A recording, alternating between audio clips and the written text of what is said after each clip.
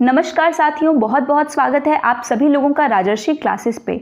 तो यहाँ पे ये हमारी जो है सेकंड पार्ट हमारा रहने वाला है। जितने भी रिमेनिंग क्वेश्चंस हैं जो हमने लॉन्ग में कर लिया है, जैसे कि वो तो है, साथ में शॉर्ट आंसर की जो ये आपकी एक मैराथन पहले से है और ये आपका दूसरा रहने वाला है। पहले वाले में हमने तकरीबन 10 क्वेश्चन को कवर कर लिया है। अब यहाँ पे जो भी आपके बचे हुए 4-5 होंगे उनको हम करेंगे, बट उसके पहले अगर आपने पहली वाली मैराथन नहीं देखी है, शॉर्ट आंसर के जितना भी ज्योग्राफी में प्रीवियस ईयर पेपर में पूछा गया है, यहाँ वही सारे क्वेश्चंस हैं जो प्रीवियस ईयर में पूछे गए हैं। तो उसको अगर आपने नहीं देखा है तो पहले उसको देख लीजिए, उसके बाद ये उसका पार्ट 2 रहने वाला है। तो चलिए देखते हैं। सबसे पहला है वैलिडिटी ऑफ टेस्ट। तो क्या होती है वैलिडिटी? तो गिलफोर्ड के according it measure what it assume to measure. मतलब validity of a test is it measure what it assume to measure. वो उस चीज़ को मेजर करता है जिसको वो मेजर करना चाहता है, जिसको मेजर करने के लिए बनाया गया है। Test validity is the extent to which a test accurately measure what it is suppose to measure. अगर हम कहें कि वैलिडिटी क्या होती है, वैधता जिसको हिंदी में कहते हैं, तो वैलिडिटी वैधता होती क्या है कि उसको जिस चीज़ का मापन करने के लिए बनाया गया है वो उसी चीज़ का मापन कर रहा है। अगर घड़ी है, उसको समय देखने के लिए बनाया गया तो वो समय देख रही है, दैट मीन्स वो क्या है, वैलिड है। ठीक, अगर सही समय दिखा रही है कि गलत, वो मैटर नहीं कर रहा है यहाँ, बस मैटर ये कर रहा है कि वो समय बता रही है, क्योंकि उसको समय बताने के लिए ही बनाया गया है, तो वो वैलिड है। अब अगर वो सही समय भी बता रही है तो वो रिलायबल होगी, और अगर सही समय नहीं बता रही है तो वो रिलायबल नहीं होगी।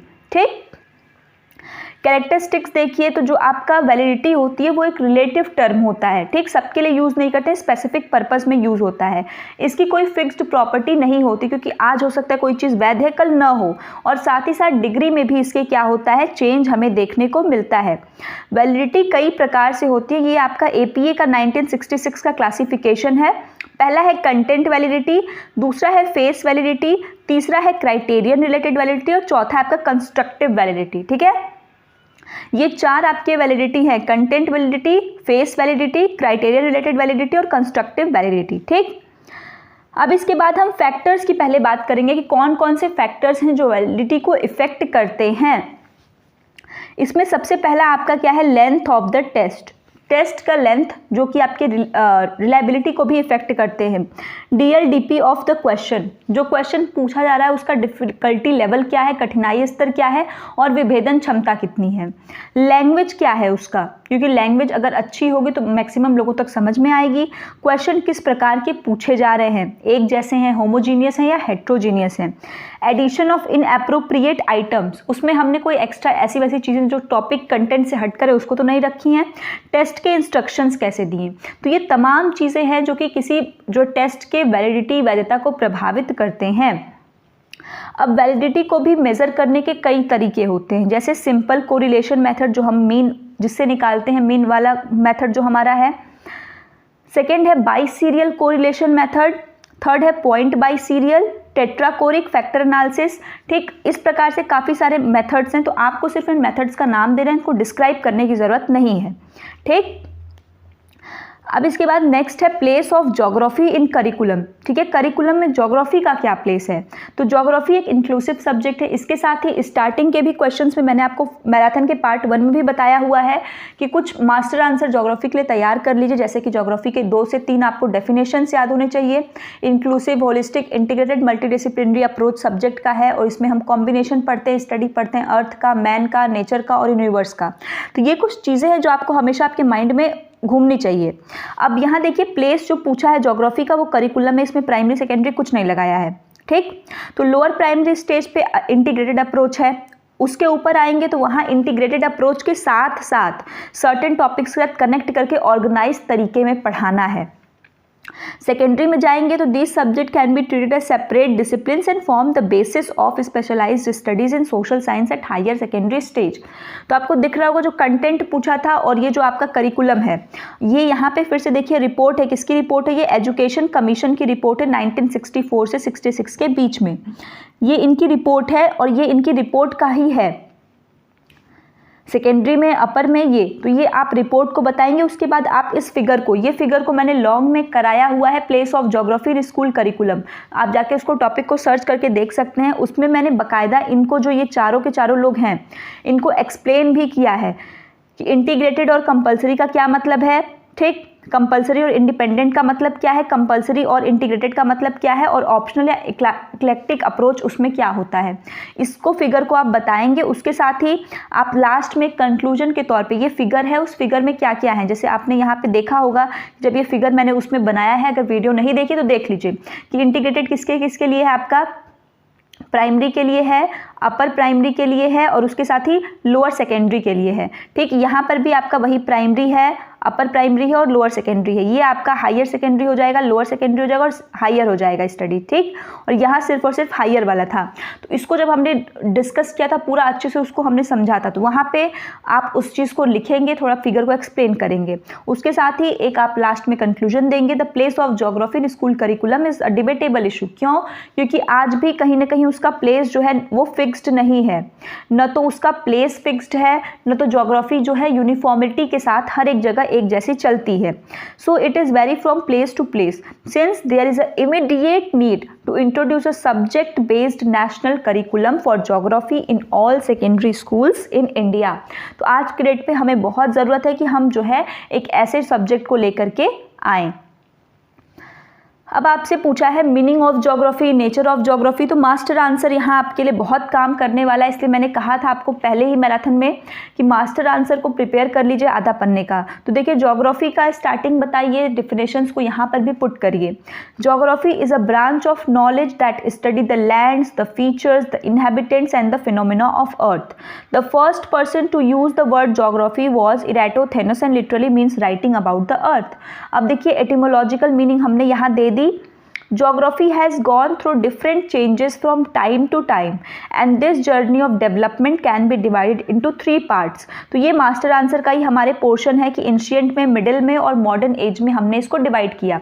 ये ज्योग्राफी क्या है, एक डायनामिक सब्जेक्ट है ना, स्टैटिक तो है नहीं क्योंकि चेंजेस तो आए दिन हो रहे हैं। तो हम इसको स्टडी करते तो 3 पार्ट में करते हैं, एक आपका एंशिएंट एज में, एक आपका मिडिल एज में और एक आपका मॉडर्न एज में। ठीक, अब देखिए डेफिनेशन हमने यहाँ पर एक डेफिनेशन लिखी है, तो आप भी ऐसे ही 2-3 डेफिनेशन याद कर लीजिए। Geography draw from across the physical, cultural, economic and political sphere to the local and the global. तो लोकल से किस तरीके से ग्लोबल है ज्योग्राफी, उसको बहुत अच्छी तरीके से हर एक स्फीयर में जाती है, चाहे वो पॉलिटिकल हो, फिजिकल हो, कल्चरल हो, इकोनॉमिकल हो। ठीक, Geography teaches us to appreciate the beauty of diversity of landscapes, people and their culture. Thus, geography is a vital subject resource for 21st century global citizens. तो आज के date में जो global citizens हैं जैसे हम लोग हैं, तो ज्योग्राफी बहुत ही इम्पॉर्टेंट रोल प्ले करती है क्योंकि ये हमें कनेक्टिविटी का भी जो है पूरा जो है मौका देती है।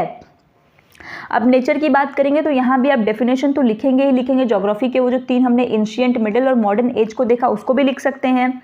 अब देखिए नेचर की अगर हम बात करें तो geography is concern with almost everything on the face of earth. जो भी चीज़ें आपको पृथ्वी पर दिखाई देती हैं उन सभी चीज़ों से ज्योग्राफी का नाता है।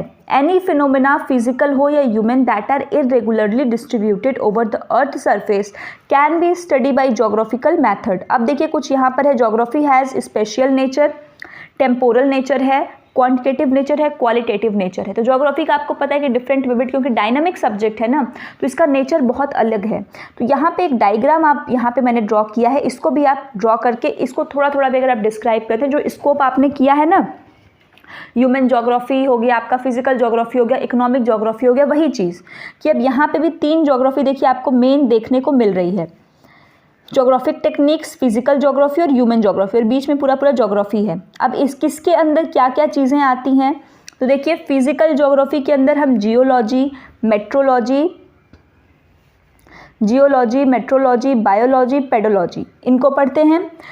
ज्योग्राफिक टेक्निक्स के अंदर इंजीनियरिंग हो गया, स्टैटिस्टिक्स हो गया, जियोडेसी हो गया, इसके साथ कंप्यूटर साइंस। और जब हम ह्यूमन ज्योग्राफी में आते हैं तो इसमें हम जितने सब्जेक्ट्स को जिसको आप मैक्सिमम जानते हैं, history, political science, economics, psychology, sociology, demography, इनको हम ह्यूमन ज्योग्राफी के अंदर जो है स्टडी करते हैं या पढ़ते हैं।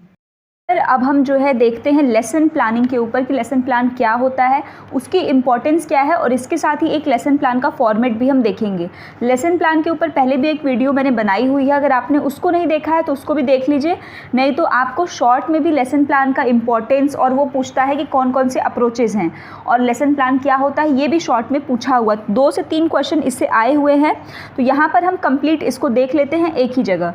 तो चलिए देखिए, सबसे पहला क्या होता है, लेसन प्लान होता क्या है। तो मैंने काफ़ी बार बताया हुआ है आपको कि लेसन प्लान एक गाइड मैप की तरह होता है, या ब्लूप्रिंट जिसको हम कहते हैं उसकी तरह होता है, of action in a class for 1 period. एक पीरियड में जब टीचर जाती हैं तब उसके पहले का। इसके साथ ही planning of this lesson for a period of 35 to 40 minutes, क्योंकि हम मानते हैं कि एक जो लेसन प्लान होता है वो 35 से 40 मिनट का होता है, वही आपका लेसन प्लान है। तो सिंपली अगर हम कहें तो ये क्या है, sequential organisation of teaching acts और इवेंट्स दैट आर प्लान, जो पहले से प्लान है, जो हमने अपने टीचिंग के 3 फेजेस देखते हैं, प्री एक्टिव, इंटरएक्टिव और पोस्ट एक्टिव। तो जो हमारा ये लेसन प्लान है ये किस फेज़ का है, तो ये आपके जो है प्री एक्टिव फेज़ में होता है। क्यों? क्योंकि क्लास में जाने से पहले ही हम लेसन प्लान को प्रिपेयर कर लेते हैं। ठीक, तो टीचिंग यहाँ वही चीज़ है कि 3 फेज़ में होता है। अब देखिए, लेसन प्लान एक शॉर्ट टर्म प्लान होता है, क्योंकि ये आपके यूनिट वाइज क्या होता है, चेंज होते रहता है, टॉपिक वाइज चेंज होता है। तो इसके खुद के अपने स्पेसिफिक एम्स और ऑब्जेक्टिव्स होते हैं। ठीक, पहला चीज़ तो ये इसका कैरेक्टरिस्टिक्स है कि एम और ऑब्जेक्टिव इसका जो है होता है प्रीवियस नॉलेज। अगर आज हम कोई टॉपिक पढ़ा रहे हैं तो कल जो पढ़ाया गया था उससे लिंक करके टीचर आगे उन चीज़ों को बताते हैं। इंट्रोडक्शन कैसे करना है, प्रेजेंट कैसे करना है, उसको इवेलुएट कैसे करना है, और उसके साथ में उसकी समरी या रिकैपिटुलेशन हमको कैसे करना है। ठीक, काफ़ी बार अप्रोचेज़ या फिर किस तरीके से हम लेसन प्लान फॉर्मेट को करते हैं, तो 2 मिनट हम इसको भी देख लेते हैं, क्योंकि जब आपसे शॉर्ट में क्वेश्चन पूछता है इंपॉर्टेंस ऑफ लेसन प्लान या व्हाट इज़ लेसन प्लान, तो स्टेप्स को तो आप दे सकते हैं, बट अप्रोचेज़ भी अगर आप लिखते हैं तो आंसर आपका इफेक्टिव होगा। तो देखिए 3-4 अप्रोच हम पढ़ेंगे, जैसे कि एक आपका हर्बर्टियन अप्रोच है, JF हर्बर्ट का अप्रोच है, एक यूनिट अप्रोच है, एक आपका इवेलुएशन है जो ब्लूम का है। ठीक, तो यही हम प्रोजेक्ट अप्रोच इसी को पढ़ेंगे। देखिए हर्बर्टियन अप्रोच सबसे पहले तो ये 5 स्टेप्स का है। मेनली हम जिस लेसन प्लान को आप कह सकते हैं फॉलो करते हैं, वो हर्बर्टियन अप्रोच से काफ़ी मिलता जुलता है, और आप कह सकते हैं कि हम लोग इसी को मैक्सिमम जो है फॉलो भी करते हैं।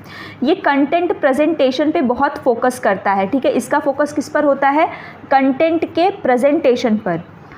5 स्टेप्स इसमें होते हैं, introduction, presentation, organisation, comparison and evaluation. ठीक है, ये 5 स्टेप्स इसमें होते हैं। सेकंड अप्रोच है प्रोजेक्ट अप्रोच। प्रोजेक्ट मेथड भी आपने पढ़ा हुआ है, वो भी मैंने कराया हुआ है, मेथड्स ऑफ टीचिंग जो बीएड कॉमन क्लास है उसकी प्लेलिस्ट में जाकर आप देख सकते हैं। तो ये देने वाले भी किलपैट्रिक थे, इसको भी जो है जॉन डीवी और किलपैट्रिक कौन है, जॉन डीवी के शिष्य थे। इन दोनों लोगों ने मिलकर इस प्रोजेक्ट अप्रोच को जो है बनाया। यूनिट अप्रोच जो कि मॉरिसन द्वारा दिया गया है, यूनिट अप्रोच किसके द्वारा है, मॉरिसन। इसमें भी 5 स्टेप्स का लेसन प्लान है, ये लर्नर सेंटर्ड है। पहला जो आपने देखा हर्बर्टियन अप्रोच, वो कंटेंट प्रेजेंटेशन की, किस चीज़ को कितना अच्छे से पेश किया जाए, किसको कितना अच्छे से सामने प्रस्तुत किया जाए। बट यूनिट अप्रोच किसके लिए है, वो लर्नर सेंटर्ड है, कि बच्चे को ध्यान में रख करके उसके लिए उसके हिसाब से चीज़ों को यहाँ पर मैनेज करते हैं। और लास्ट है आपका इवैल्यूएशन अप्रोच। इवैल्यूएशन अप्रोच जो कि BS ब्लूम का है, ब्लूम टेक्सोनॉमी जो आप लोगों ने पढ़ा है अपने CAP को, इंस्ट्रक्शनल ऑब्जेक्टिव्स को, जो उन्होंने 3 पार्ट में डिवाइड किया है, 3 डोमेन्स में, कॉग्निटिव, इफेक्टिव और साइकोमोटर, जिसको हमने बार बार पढ़ा है। ठीक, तो यहाँ पे इन्होंने माना है कि एजुकेशन एक ट्राइपोलर प्रक्रिया है। अब यहाँ एक ट्राइंगल बना के आप इन तीनों को लिख सकते हैं, एजुकेशनल ऑब्जेक्टिव, लर्निंग एक्सपीरियंस और चेंज इन बिहेवियर। ठीक, तो ये कुछ आपके अप्रोचेस थे, आप अगर चाहें तो इसका नाम भी दे सकते हैं, कोई दिक्कत नहीं है। अब इसके बाद देखिए ये फॉर्मेट है, तो ये फॉर्मेट मैंने आपको जो है देखा है, कराया है, इसी फॉर्मेट से हम लोग जो है आगे जो हम लेसन प्लान में आपको दिखाऊंगी इसी के अप्रोच से रहेगा। तो ये बिल्कुल बस उसका फॉर्मेट है कि जैसे जनरल एम लिखते हैं, स्पेसिफिक, फिर ये चीज़ें हैं, तो इसमें कुछ एक्स्ट्रा नहीं है, वो अभी हम आगे करेंगे। और ब्लूम टेक्सोनॉमी उसका भी एक पॉपुलर है, तो ब्लूम का थोड़ा छोटा होता है, कुछ इससे अलग है। तो ये आप जो है इसको नहीं भी लिखेंगे तो भी चलेगा, अगर ये लॉन्ग में पूछता है तो फॉर्मेट आप एक तरीके से बना करके उसको दोनों को कंपेयर करके दिखा सकते हैं। ठीक, अब देखिए लेसन प्लान का एक क्वेश्चन में आपसे इंपॉर्टेंस भी पूछता है, और देखिए essentials of good lesson plan कि अगर कोई लेसन प्लान बढ़िया है तो उसके क्या क्या कैरेक्टरिस्टिक्स होते हैं, ये भी एक इंपॉर्टेंट चीज़ है। तो सबसे पहला कि उस लेसन प्लान का एम बहुत क्लियर होना चाहिए, वो प्रीवियस नॉलेज के साथ लिंक करना चाहिए, टीचिंग मेथड्स उसमें पहले से फिक्स्ड हैं तो सही टीचिंग मेथड होना चाहिए, फ्लेक्सिबल होना चाहिए, उसमें असाइनमेंट्स होने चाहिए जो बेसिक है ना, जब आप बनाए होंगे तो जो जो चीज़ आप बच्चे के हित में कर सकते हैं उन चीज़ों को आपको एक गुड लेसन प्लान के अंदर इंक्लूड करना है। अब बात आती है इम्पोर्टेंस की, जिससे शॉर्ट क्वेश्चन भी पूछा हुआ है। तो इम्पोर्टेंस ऑफ लेसन प्लान में क्या करेंगे हम, सबसे पहली चीज़ कि देखिए जब भी आप लेसन प्लान की बात करें तो आपको पता है लेसन प्लान क्या होता है, आप लोगों ने बनाया भी है, तो उसी के पॉइंट ऑफ व्यू से सोचिए कि वो क्यों ज़रूरी है। तो सबसे पहली चीज़ कि टीचिंग है उसको एक ऑर्गेनाइज्ड मैनर ये प्रोवाइड कर रहा है कि नहीं, कि एक एक तरीका क्रमबद्ध तरीके से किस चीज़ को कैसे प्रेजेंट करना है, प्रेजेंटेशन कर रहा है। साथ में पहले से प्रिपरेशन होने के कारण जो फियर होता है, या जब टीचर है अगर रैंडम किसी को कहा जाए तो वो उतने अच्छे से टॉपिक को, कंटेंट को प्रेजेंट नहीं कर पाएगा, तो ये उसका फ़ायदा है। टीचिंग मेथड्स का जो है उसका फ़ायदा है कि टीचिंग मेथड्स पहले से होते हैं, अगर कोई डेमोन्स्ट्रेशन है तो वो भी हमारा पहले से क्या रहता है, हम करके देख लेते हैं। और साथ ही साथ जो एम होता है, ऑब्जेक्टिव होता है हमारे एजुकेशन का, वो इजीली हम जो है गोल को अचीव कर सकते हैं। जो एक यूनिट है, लेसन है, हमको एक आउट मैप मिल जाता है, एक चेकलिस्ट की तरह होता है ये लेसन प्लान, और हमको एक आउट मैप मिल जाता है कि भाई इसको इतने दिन में हम सिलेबस को कंप्लीट कर लेंगे, इतनी चीज़ें हम एक दिन में कंटेंट को कवर कर लेते हैं। ठीक, तो ये उसके कुछ पॉइंट्स हैं, जैसे कि ऑर्गेनाइज करना, स्टूडेंट की लर्निंग को भी एसेस करना, क्योंकि जब हम लेसन प्लान करते हैं तो उसमें हम इवैल्यूएशन के लिए भी क्वेश्चंस को इंक्लूड करते हैं। ऐसे रैंडम हो सकता है टीचर के दिमाग में ना आए, बट वैसे तो वो कर सकता है क्योंकि वो लिख कर गया है कि उसको ये चीज़ों को पूछना है, ये चीज़ों को करना है।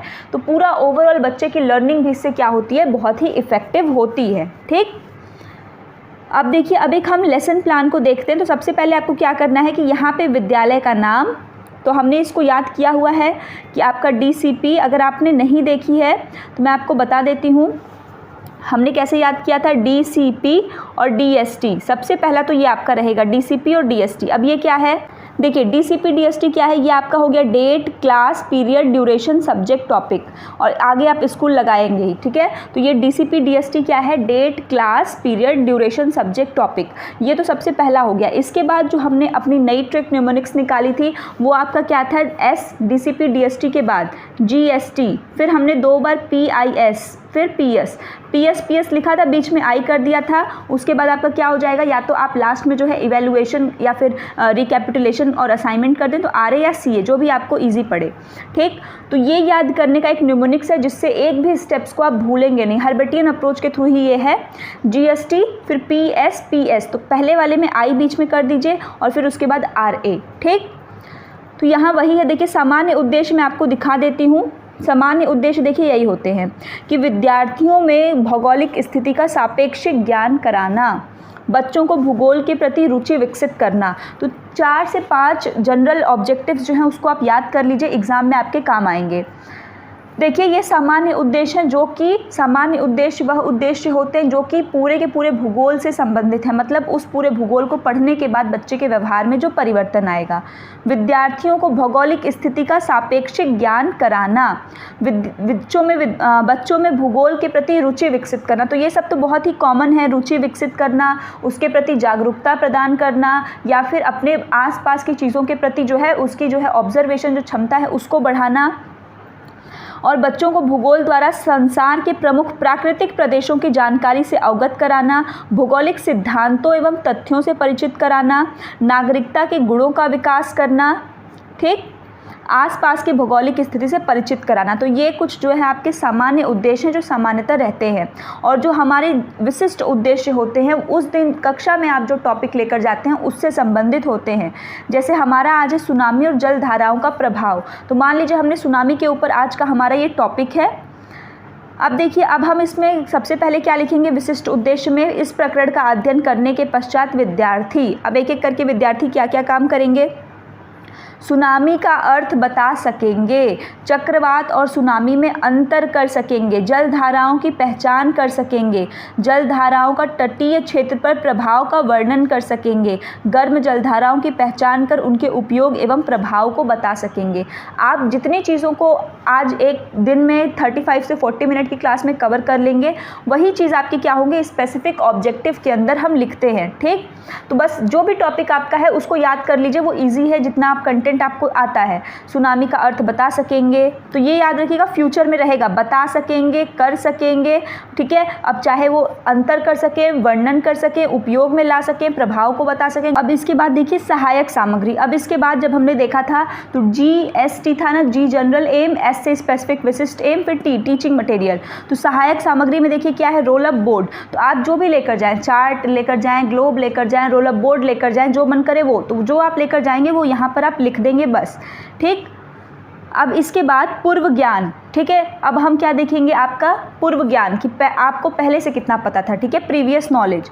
तो आपको जैसे आप बच्चे को सुनामी पढ़ा रहे हैं तो पहले आपने सुनामी के पहले कुछ टॉपिक पढ़ाए होंगे। तो बच्चों को विश्व की प्रमुख जलधाराओं के सामान्य रूप से परिचित हैं, क्योंकि हम इनमें जलधाराओं के बारे में भी बताएंगे। तो बच्चे उन जलधाराओं से सामान्य रूप से परिचित हैं कि जलधारा होती क्या है। ठीक, उसके टाइप से थोड़ा बहुत वो जानते हैं। अब इसके बाद बारी आती है प्रस्तावना की, इंट्रोडक्शन की। जो PS हमारा था ना, तो पहले वाले में आई था, तो वही इंट्रोडक्शन। तो इसमें देखिए 3 कॉलम बनेंगे, क्रम संख्या, छात्राध्यापिका क्रिया और छात्र अनुक्रिया। अब प्रस्तावना में हम करते क्या है कि जो हमारा टॉपिक है हम उसको बच्चे के थ्रू क्वेश्चन पूछकर जो है उसको बाहर निकलवाने की कोशिश करते हैं। ठीक, और अगर इन केस आपका टॉपिक नहीं निकल तो वो समस्यात्मक करके आप कर सकते हैं। इसमें आपको ध्यान ये रखना है कि मिनिमम 3 क्वेश्चन और मैक्सिमम 5 क्वेश्चन तक आप इसको कर सकते हैं। कहीं कहीं 6 भी कर लीजिए, कोई दिक्कत नहीं, लेकिन उससे ज़्यादा नहीं। जैसे देखिए यहाँ पर है पृथ्वी पर कितना प्रतिशत जल है, तो बच्चे ने बता दिया। फिर उस जो आपसे, और हाँ इसके साथ ही जो आपका पहला क्वेश्चन पूछा गया, जो उत्तर आया, दूसरा प्रश्न इसी उत्तर से ही संबंधित होकर आप प्रश्न को बनाएंगे। ठीक, तो मेरा पहला उत्तर आया कि इतने 70.8% जल है। तो फिर मैंने पूछा कि जो ये 71% जल है ये किन किन रूपों में पाया जाता है, मतलब कहाँ कहाँ देखा जाता है। फिर बच्चों ने बताया कि नदी, समुद्र, सागर, महासागर। तो अब उनके आंसर में आया ना यहाँ पर सागर और महासागर। तो अब मैंने पूछा कि सागर और महासागर के जल में उथल पुथल से जलीय तरंगों में क्या होता है। तो अब इससे बच्चे अपने अनुसार बताएंगे कि इससे तूफान आएगा, प्राकृतिक आपदा भी आ सकती है, जैसे चक्रवात और सुनामी। तो मुझे तो मेरा टॉपिक मिल गया सुनामी। तो अब हम इसको क्या करेंगे, अब एम ऑफ स्टेटमेंट, उद्देश्य कथन बनाएंगे कि बच्चों आज हम सुनामी के बारे में विस्तृत ढंग से क्या करेंगे, अध्ययन करेंगे। अब ये आपका एम ऑफ स्टेटमेंट हो गया। अब इसके बाद नेक्स्ट P क्या है, प्रेजेंटेशन, जो हमारा है अब हम उसको करेंगे, प्रस्तुतिकरण। यहाँ पर आपको 5 आपके कॉलम रहेंगे। पहला सीरियल नंबर, क्रम संख्या, दूसरा टीचिंग पॉइंट, शिक्षण बिंदु, उसके बाद छात्र अध्यापिका क्रिया, मतलब प्यूपिल टीचर एक्टिविटी, आपकी एक्टिविटी, स्टूडेंट रिस्पॉन्स या स्टूडेंट एक्टिविटी, छात्र अनुक्रिया और शिक्षण विधि या जो आप TLM यूज़ कर रहे हैं।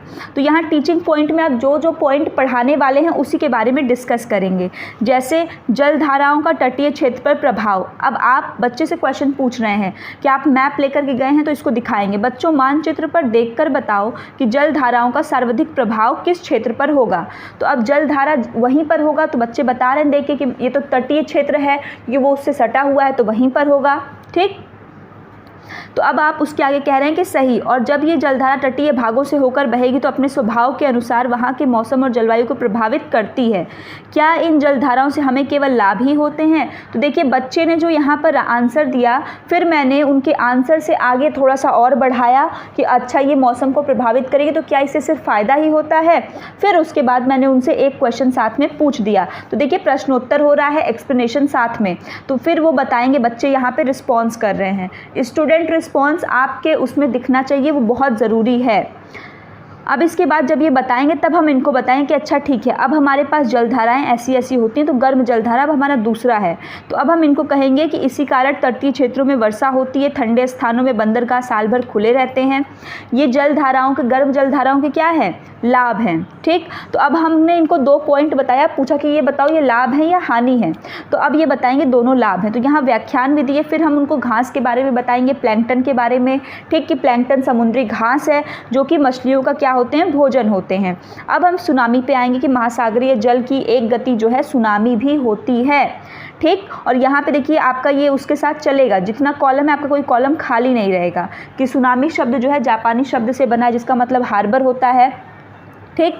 बंदरगाही लहरें, फिर लहरों की दिशा, तो कुछ हम उनको जो है मैप दिखाएंगे, उसके थ्रू आपको क्वेश्चन पूछेंगे, जैसे इसमें लिखा हुआ है, कुछ आप अपने मन से करेंगे। अब यहाँ पे एक बात को ध्यान रखेंगे कि आपको एग्ज़ाम में 4 से 4.5 पेज ही लिखना है।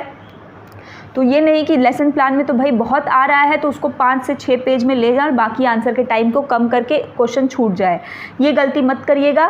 टीचिंग पॉइंट्स मिनिमम 3 आप लिखेंगे, आपका आराम से हो जाएगा। तो बस उतना ही लिखें और बाकी को अच्छे से उसको पुट कर दें, बस उसके अलावा और ज़्यादा उसमें लिखने की ज़रूरत नहीं है। एक आध फिगर जैसे इसमें है डायरेक्शन का, तो ये आप ड्रॉ कर सकते हैं। अब इसके बाद हम आते हैं समरी पे, या फिर आपके जो है ब्लैक बोर्ड समरी, ठीक। तो आपने ब्लैक बोर्ड पर कोई डायग्राम को ड्रॉ किया है, आप ऐसे उसको बना सकते हैं कि इस प्रकार से रहेगा, सुनामी की जो लहरें आएंगी इस प्रकार से होगा, तो आप इनको भी आराम से जो है बता सकते हैं, ठीक। और इस तरीके से आप दिखा सकते हैं। नहीं भी बनाना है तो आप सिंपल नाम लिख सकते हैं कि सुनामी है जो है आपके जापानी शब्द से मिलकर बनी है, ठीक, इस प्रकार से। फिर ऐसे भी बना सकते हैं गर्म जलधारा है तो इसी की वजह से आपके वर्षा होती है। बंदरगाह जो ठंडी एरिया के होते हैं वो साल भर क्या रहते हैं, खुले रहते हैं। अब इसके बाद मूल्यांकन प्रश्न। अब मूल्यांकन प्रश्न आप बच्चे के समझेंगे कि बच्चे को कितना समझ में आया, तो जो आपने पढ़ाया उसी से संबंधित आप मूल्यांकन प्रश्न बनाएंगे। गर्म जलधाराओं से उत्पन्न होने वाले प्रभाव बताइए। सुनामी से आप क्या समझते हैं, जहाँ जब गर्म और ठंडी जलधारा मिलती है तो क्या होता है, इस प्रकार से आप इसको करेंगे। और लास्ट में आप उनको देंगे होमवर्क में हमेशा याद रखिए कि आप उनको कुछ ना कुछ सोचने के लिए विवश करेंगे। क्या करेंगे, सोचने के लिए। ऐसी चीज़ें नहीं कि जिसको कि वो आराम से देख लें क्वेश्चन से और आंसर से बुक से लिख लें, ठीक। तो क्रिटिकल थिंकिंग वाली चीज़ें आप उनको देंगे। गर्म और ठंडी जलधाराओं से होने वाले लाभ व हानि लिखिए। किसके प्रभाव के कारण ठंडे स्थानों के बंदरगाह साल भर खुले रहते हैं, तो बच्चा इसको सोच कर लिखेगा, ठीक। तो ये आपका जो है लेसन प्लान से संबंधित सारा था। इसके साथ ही जितने शॉर्ट्स के थे, तो शॉर्ट में मैंने आपको पार्ट 1 में भी 10 क्वेश्चन कराया है और इसमें भी आपके 4-5 क्वेश्चन हो चुके हैं। तो शॉर्ट में अगर आप ये दोनों मैराथन देख कर जाते हैं तो आपका एक भी क्वेश्चन छूटने का तो चांस नहीं है, ठीक। तो इसके साथ ही कोई डाउट है अगर, तो आप उसको कॉमेंट करके हमें बता दीजिए और मिलते हैं नेक्स्ट वीडियो में। तब तक अपना ख्याल रखें, धन्यवाद।